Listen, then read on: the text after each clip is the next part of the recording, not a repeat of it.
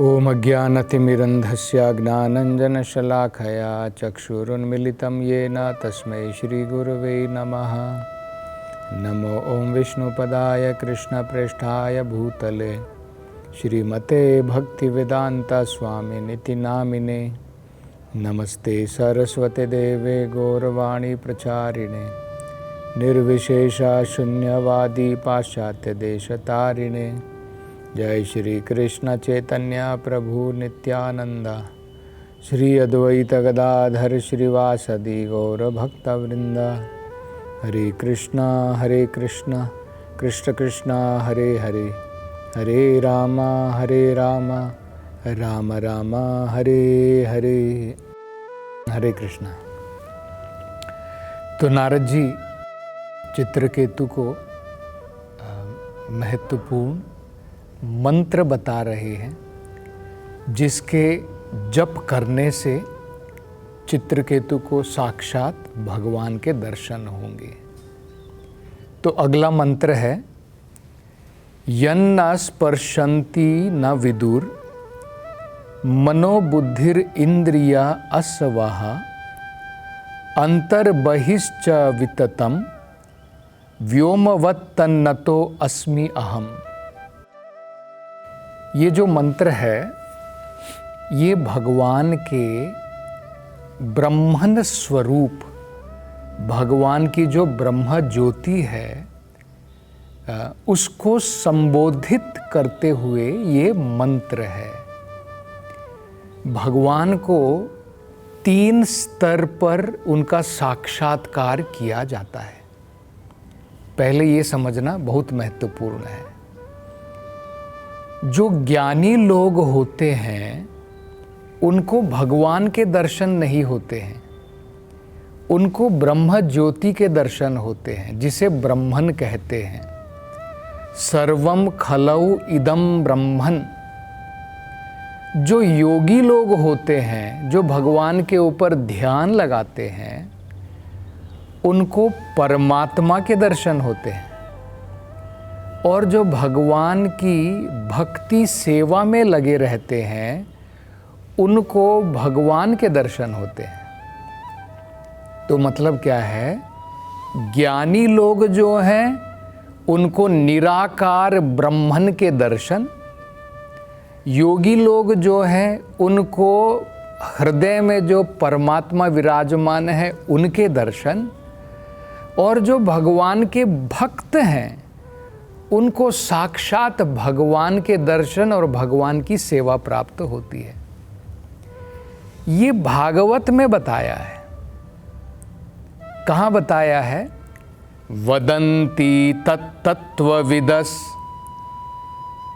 तत्त्वं यद्ज्ञानमद्वयम् ब्रह्मेति परमात्मेति भगवानिति शब्दते। भागवत में कहा है जो तत्व के ज्ञानी हैं, जिन्होंने सत्य के दर्शन किए हैं, वो बताते हैं कि परम सत्य जो है वो 3 स्तर पर उनका साक्षात्कार होता है। ज्ञानी लोग ब्रह्मन के दर्शन करते हैं, ब्रह्म ज्योति के। परमात्मा के दर्शन योगी लोग करते हैं और भगवान के दर्शन उनके भक्त लोग करते हैं। इसको एक उदाहरण के द्वारा समझाया गया है कि इनमें से जो भगवान के दर्शन करता है वो सबसे परम स्तर पर है। जो ब्रह्मन के दर्शन करता है मात्र वो प्रथम सीढ़ी पर है। जो परमात्मा के दर्शन करता है वो उससे ऊपर है, लेकिन जो भगवान के दर्शन करता है वो सबसे ऊपर है। इसको हम एक उदाहरण के द्वारा समझेंगे। देखिए, जो सूरज है, सूर्य है, उसको भी हम 3 स्तर पर समझ सकते हैं। सूर्य की किरणें, सूर्य की ज्योति सब जगह फैली है, उसका कोई आकार नहीं होता है। सनशाइन, सूर्य की प्रभा सूर्य की ज्योति, सूर्य का प्रकाश सब जगह फैला है, लेकिन उसका कोई रूप नहीं होता है। ये हो गया प्रथम। इससे ऊपर है सूर्य ग्रह। सबसे पहले हम दर्शन करते हैं सूर्य की किरणों के। अगर हमारे पास में अगर कोई विधि है, कोई तरीका है कि भाई हम सूर्य लोक तक जा सकें, तो क्या होगा? तब हम सूर्य ग्रह, सूर्य प्लैनेट के दर्शन कर पाएंगे। और अगर हम सूर्य ग्रह के अंदर चले जाते हैं तो हमें सूर्य देवता के दर्शन होंगे। तो देखिए, ये 3 स्तर हो गए ना। पहला सूर्य की किरणें जिसका कोई रूप नहीं है। दूसरा सूर्य ग्रह, सूर्य प्लैनेट, सन प्लैनेट। और सन प्लैनेट में विराजमान सूर्य देव, वो तीसरा। इसी प्रकार से भगवान के भी 3 चरणों में दर्शन होते हैं। पहले ब्रह्मन, परमात्मा, फिर भगवान। सबसे ऊंचा जो स्तर है भगवत साक्षात्कार का, वो है भगवान के दर्शन। दूसरे उदाहरण के द्वारा भी हम समझ सकते हैं। देखिए, अगर आप एक हवाई जहाज में जा रहे हैं और आप जो है दूर से पायलट जो है आपको अनाउंस कर रहा है, हम भोपाल में जंगलों के ऊपर से गुजर रहे हैं, तो आप खिड़की से झांक करके देखते हैं, आपको केवल कुछ थोड़ा थोड़ा हरा हरा नजर आता है। उससे तो ज़्यादा इतनी ऊंचाई से आप देख रहे हैं, आपको भोपाल थोड़ी दिखता है वहाँ पर, आपको भोपाल के जंगल थोड़ी दिखते हैं वहाँ पर। आपको थोड़ा हरा हरा रंग का कुछ नज़र आता है बस। जब वही हवाई जहाज़ थोड़ा नीचे उतरता है, तब आप देख पाते हैं कि भाई हाँ, यहाँ पर तो बहुत सारे घर हैं, यहाँ पर जंगल भी है, जंगल में बहुत सारे पेड़ हैं। बाद में अगर आप मान लीजिए पूरा ज़मीन पर उतर जाते हैं और आप जंगल के अंदर जाते हैं, तब आप विस्तार में देख पाते हैं, अरे यहाँ तो बहुत सारे पेड़ हैं, पक्षी भी हैं, यहाँ पर बहुत सारे पशु भी हैं। आप पूरे विस्तार से देख पाते हैं। तो जंगल को आप 3 स्तर से देख सकते हैं। बहुत ऊंचाई से देख सकते हैं, फिर थोड़े पास से देख सकते हैं, बाद में जंगल के अंदर जा कर के देख सकते हैं।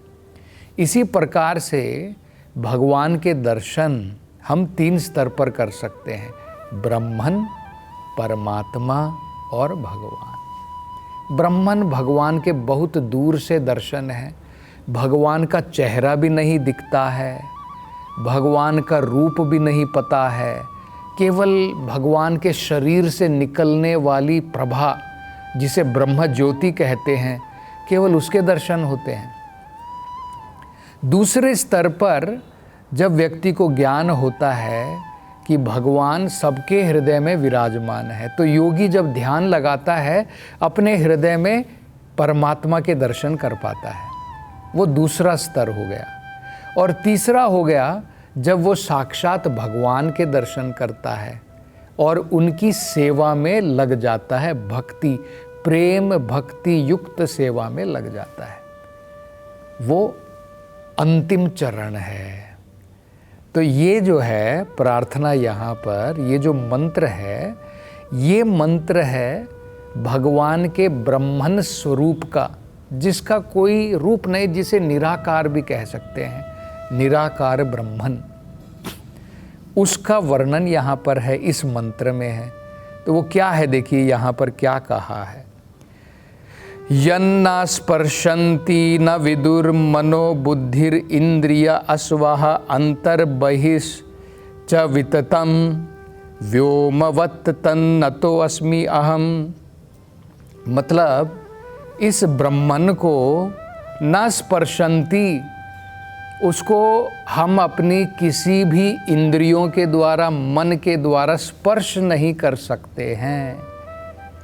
ये भौतिक पदार्थों को तो हम लोग स्पर्श कर सकते हैं, आपके शरीर को मैं छू सकता हूँ, लेकिन ब्रह्मन जो है, अध्यात्म जो है, उसको हम स्पर्श नहीं कर सकते हैं, उसको हम सुन नहीं सकते हैं, उसको हम सूंघ नहीं सकते हैं, मतलब इन इंद्रियों के स्पर्श में नहीं आता है ब्रह्मन।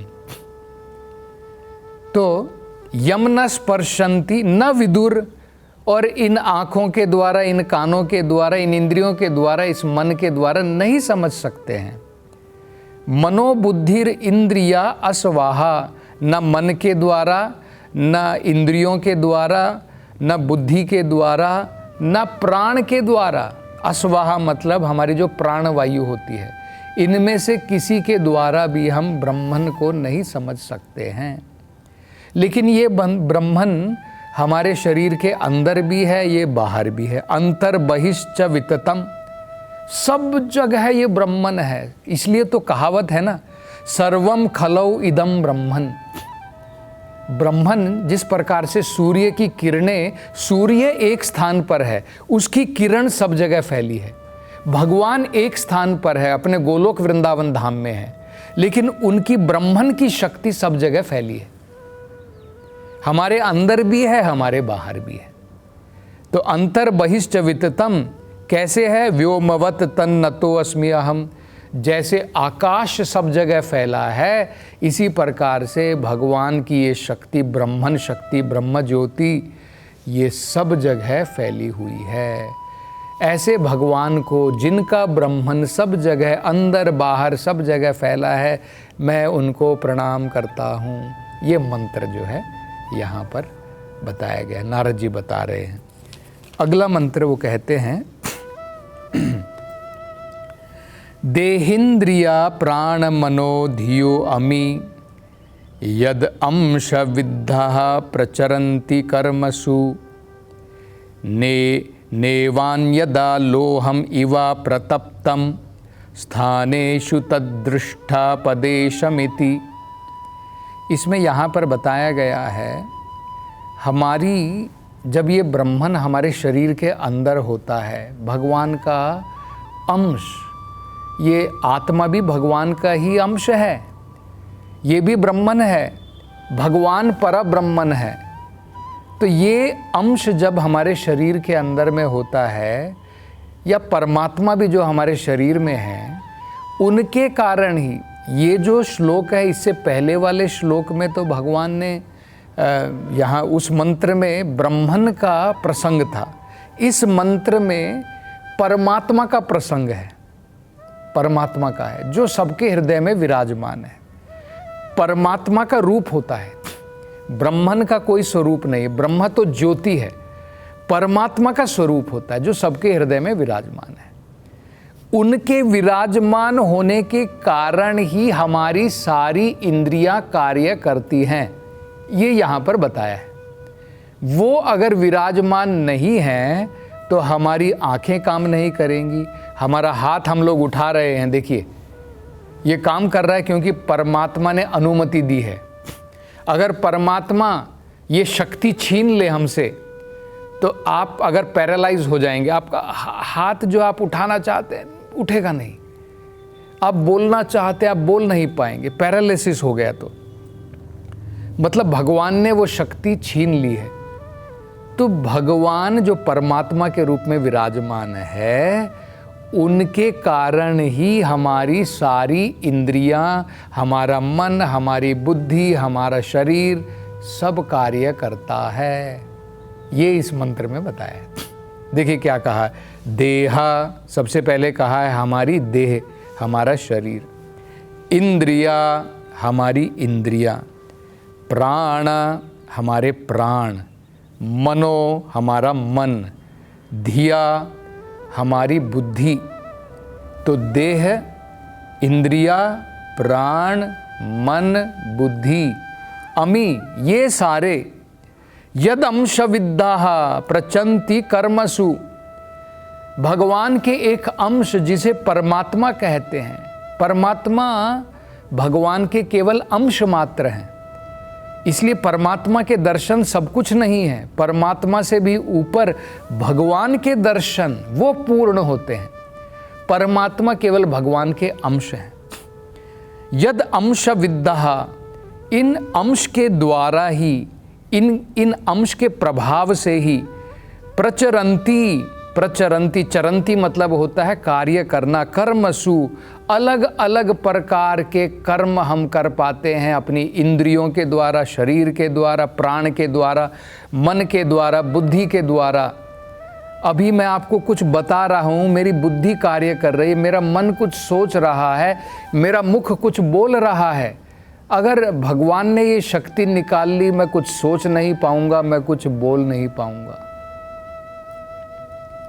मतलब ये परमात्मा की कृपा से, उनकी शक्ति के प्रभाव से सब कुछ हो रहा है। आगे कहा है, उदाहरण दिया है बहुत सुंदर। नेवान्यदा लोहम इवा प्रतप्तम, अगर आप लोहे को गर्म नहीं करोगे, लोहे को अगर आप गर्म नहीं करोगे, वो लोहा किसी को भी नहीं जला पाएगा। उसी लोहे को अगर आप गर्म करते हैं आग में, ये लोहा किसी को भी जला देगा।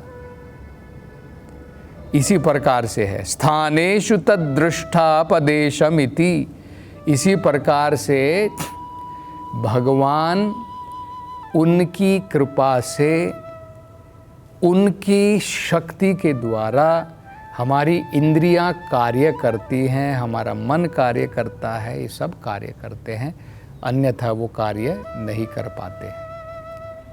और आगे हम अगली कथा में श्रवण करेंगे। हरे कृष्णा।